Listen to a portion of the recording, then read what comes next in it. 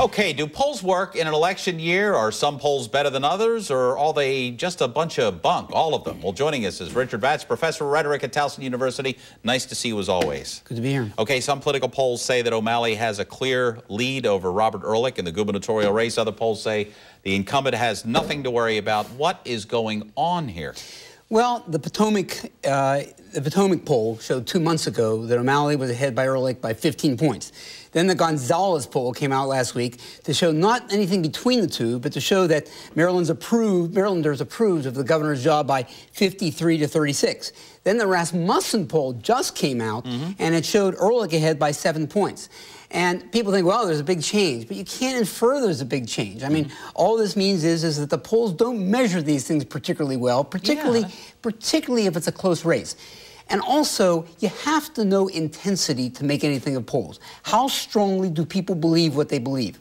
These polls don't even attempt to measure intensity. That's a critical element. How can polls be so skewed? I mean, is it because of the representative samples? How can they be so off? Most major polls don't have a problem with representative samples, but they do have a problem with measuring how strongly people believe what they believe. And so if somebody thinks to themselves, well, I would prefer O'Malley, but, you know, things could change. They still go down as in favor of O'Malley. The same thing, obviously, with Ehrlich. There's all different kinds of polls, the Zogby poll, the Rasmussen poll, the utility poll, the North poll, the South poll. It's like there's so many out there. Now, you remember in May of 2004, the election of 2004, the presidential election.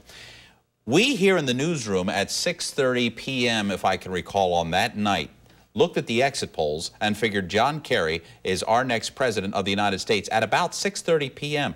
The heck happened there? Well, let me say, first of all, I think you were incorrect. So John Kerry is our president? No, I think he's not our president. Oh, okay. I think he blew it. Yeah. Also remember that exit polls are self-selected, and liberals tend to participate in exit polls more than conservatives. So you have a certain liberal bias. Now, actually, that also helps liberals, because then liberals think, well, we're winning, and it motivates them to go to the polls. But I think exit polls are particularly invalid because they are self-selected, and I think that you should take all of these things with a grain of salt. The problem is sometimes polls affect reality, and that's the sad thing. What people have to realize is you've got to vote. And even if your man or woman is behind, you've got to vote. So in your opinion, professor of rhetoric at Towson University, the best poll is the voting booth. Well, that's right. I mean, you're never going to stop polls. It's a free country. But I think polls are irresponsible. I think they're misleading. I think they affect the very outcome that they claim to measure. I think polls are a bad idea.